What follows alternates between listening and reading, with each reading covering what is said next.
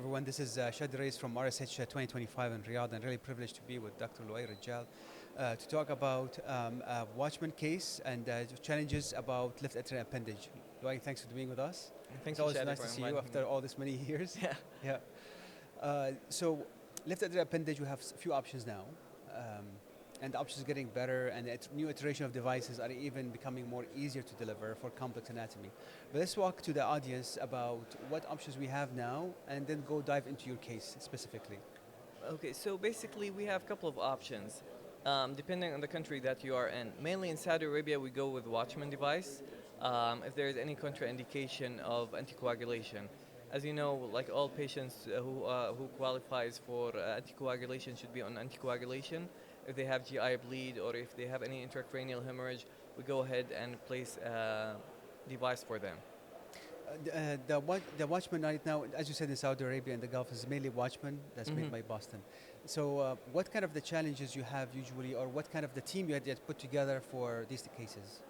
So challenges basically mainly here in the kingdom, the population is different than in Saudi Arabia than in the U.S. In the U.S. they put it as a preventive measure. Like if you have someone with high CHA2DS2-VASc score, high HAS-BLED score, we go ahead and implant these devices for them to decrease their risk of bleeding. Here in the kingdom, our population is different, so basically we use it only if we have any contraindication for anticoagulation. Can you walk us through the case that you presented at the conference? Sure. So basically we had a female, 68-year-old female, history of diabetes, hypertension, breast cancer, who had mastectomy and chemotherapy. She was not able to tolerate the anticoagulation because she had GI bleed and she had also genitourinary tract bleeding, hematuria, for which she was referred to us for implantation of Watchman device. We go through the common femoral vein. We get ultrasound guided vascular access. We go with the SL1 sheath with O32 wire.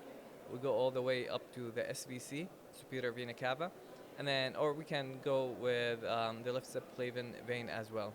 We drop down from the SVC to the RA, and then from the RA to the fossa ovalis. That's where we usually do our puncture. Yeah. What kind of device or system you use for crossing the septum?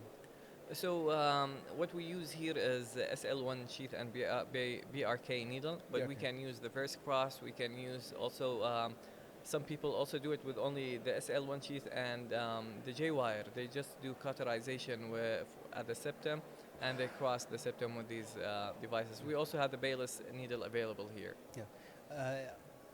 Imaging is very important for guiding you. Do you do this procedure with ICE or TEE?